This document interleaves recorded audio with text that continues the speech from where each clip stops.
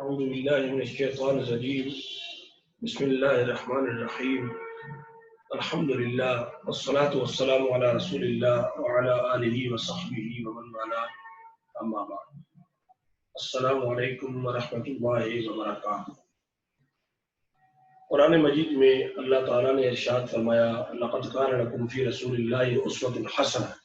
لمن كان يرجو الله واليوم الآخر وذكر الله كثيرا، کہ بتحقیق رسول کریم صلی اللہ علیہ وسلم کی مبارک زندگی میں تمہارے لیے بہترین نمونہ ہے جو شخص اللہ اور قیامت کے دن پر ایمان رکھتا ہے اور بہت زیادہ اللہ تعالیٰ کا ذکر کرتا ہے۔ تو رسول کریم صلی اللہ علیہ وسلم کی سیرت طیبہ پر اگر ہم غور و فکر کریں تو آپ کی مبارک زندگی میں ہمیں رہنمائی اور ہدایت ملتی ہے، زندگی گزارنے کا طریقہ ملتا ہے، جس میں رسول کریم صلی اللہ علیہ وسلم نے فرمایا کہ سلام کی عادت عام کریں، چاہے جانتے ہو کسی کو یا نہ جانتے ہو اس کو سلام کریں، کیونکہ سلام کرنے والا انسان تکبر سے بری ہوتا ہے اور سلام میں جو پہل کرتا ہے تو سلام ایک امن اور سلامتی کی بات ہے۔ یعنی اس کا مطلب یہ ہے کہ مسلمان جو ہے وہ پیسفل ہوتا ہے، مسلمان امن و امان کو چاہتا ہے اور امن و امان کو برقرار رکھتا ہے اور اس میں پہل کرتا ہے۔ تو یہ اسلام اور سلام جو ہے یہ مسلمان کے پیسفل ہونے کی نشانی ہے اور امن ہونے کی علامت ہے۔ اسی طرح رسول کریم صلی اللہ علیہ وسلم نے فرمایا جو سیرت طیبہ کا بنیادی حصہ ہے الطہور شطر الایمان یا طہارت من الایمان، کہ پاکیزگی اور صفائی ایمان کا حصہ ہے۔ یعنی ظاہری طور پر لباس، جگہ اور جو ہے وہ زبان اور آنکھ اور ظاہر اور باطن ہر طرح کی پاکیزگی اور صفائی کا اسلام درس دیتا ہے، ظاہر اور باطن کی پاکیزگی کا درس دیتا ہے۔ اور آج مسلمان ہم جو ہے اگر عمل نہیں کرتے تو پھر ہم مسائل کا شکار ہیں۔ لوگ کہتے ہیں کہ ہم یورپ سے پیچھے رہ گئے، لیکن حقیقت بات اگر دیکھی جائے تو ہم تو اسلام سے پیچھے رہ گئے، کیونکہ اسلامی تعلیمات پر مسلمان کتنا فیصد عمل کرتے ہیں۔ حدیث میں جو اللہ کے رسول صلی اللہ علیہ وسلم فرمایا کہ الایمان بضع وسبعون شعبہ افضلها لا الہ الا اللہ وادناها اماطۃ الاذى عن الطریق، فرمایا کہ ایمان کی 70 یا اس سے کچھ زیادہ شاخیں ہیں اور اس میں افضل تو اللہ کا ذکر ہے اور یہ ماننا ہے کہ اللہ وحدہ لا شریک ہے اور اللہ کے علاوہ کوئی معبود برحق نہیں ہے، اور فرمایا کہ کم سے کم جو ایمان کا درجہ ہے وہ تکلیف دہ چیز کو راستوں سے ہٹانا ہے۔ یعنی اسلام جو ہے اسلام کی 75 یا اس سے قریب شاخیں بیان کی گئی ہیں۔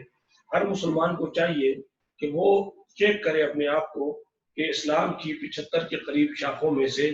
کتنی برانچز پر، شاخوں پر اور چیزوں پر وہ عمل کرتا ہے۔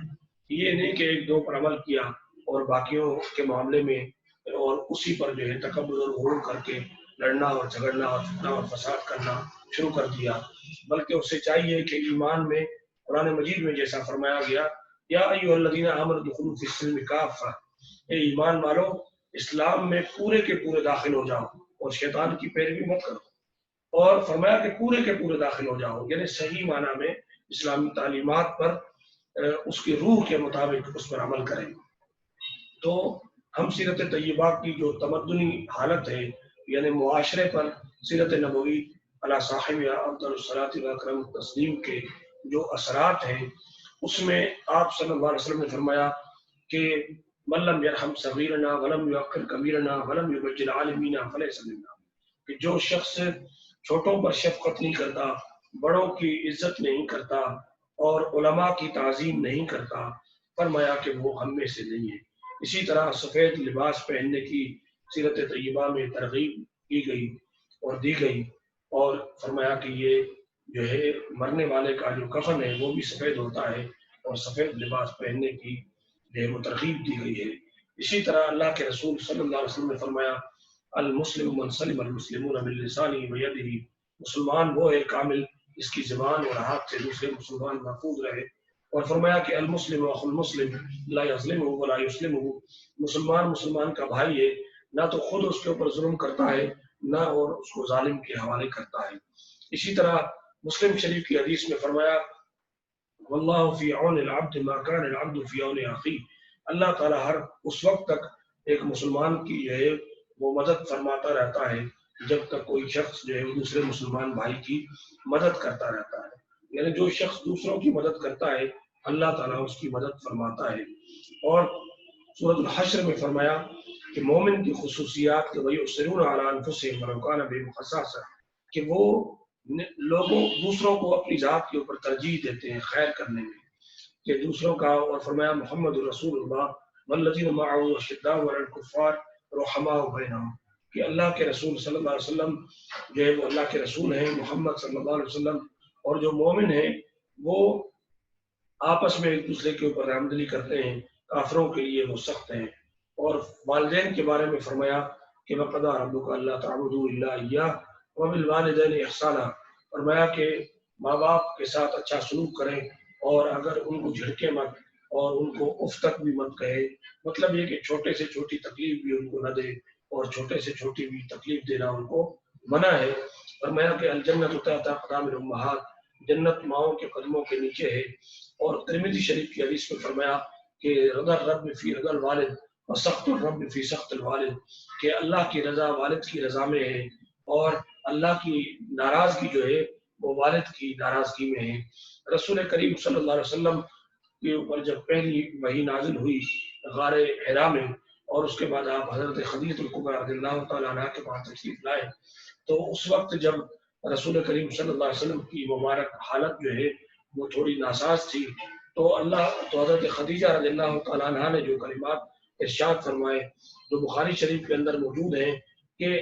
کلا واللہ ما یخزیک اللہ ابدا، کہ انک لتصل الرحم وتحمل الکل، فرمایا کہ اللہ کی قسم ہرگز نہیں، اللہ آپ کو ہرگز رسوا نہیں کرے گا، کیونکہ آپ رشتہ داروں کے ساتھ تعلقات جوڑتے ہیں اور کمزوروں کا بوجھ اٹھاتے ہیں اور جن کے پاس نہیں ہے ان کو کما کر کے دیتے ہیں، مہمانوں کی مہمان نوازی فرماتے ہیں، اور حادثات کا شکار جو لوگ ہیں ان کو حقوق دلانے میں مدد فرماتے ہیں، تو اللہ تعالیٰ آپ کی ضرور مدد فرمائے گا۔ تو قرآن مجید میں اور اسی طرح اللہ کے رسول صلی اللہ علیہ وسلم فرمایا کہ خیرکم خیرکم لأہلہ وانا خیر لأہلی، تم میں سے بہتر وہ ہے سب سے جو اپنے گھر کے لیے اور گھر والوں کے لیے اچھا ہو، اور فرمایا کہ میں بھی اپنے گھر والوں کے لیے اچھا ہوں۔ تو رسول کریم صلی اللہ علیہ وسلم کی سیرت طیبہ میں مسلم معاشرے کے لیے ایک بہترین نمونہ ہے، اور اس سے مسلم سوسائٹی بہت اچھی ہو سکتی ہے اگر صحیح معنی میں رسول کریم صلی اللہ علیہ وسلم کی سیرت طیبہ کو سمجھا جائے اور اس کو پڑھا جائے اور اس کو یاد رکھا جائے اور اس پر عمل کیا جائے۔ اللہ تعالیٰ کی بارگاہ مقدسہ میں دعا ہے کہ ہمیں صحیح معنی میں اخلاص کے ساتھ نیک نیتی کے ساتھ اللہ تعالیٰ عمل کرنے کی توفیق عطا فرمائے۔ ھذا وباللہ التوفیق وآخر دعوانا ان الحمد للہ رب العالمین، وصلی اللہ تبارک وسلم علی سیدنا محمد وعلی آلہ وصحبہ اجمعین برحمتک یا ارحم الراحمین۔ والسلام علیکم ورحمۃ اللہ وبرکاتہ۔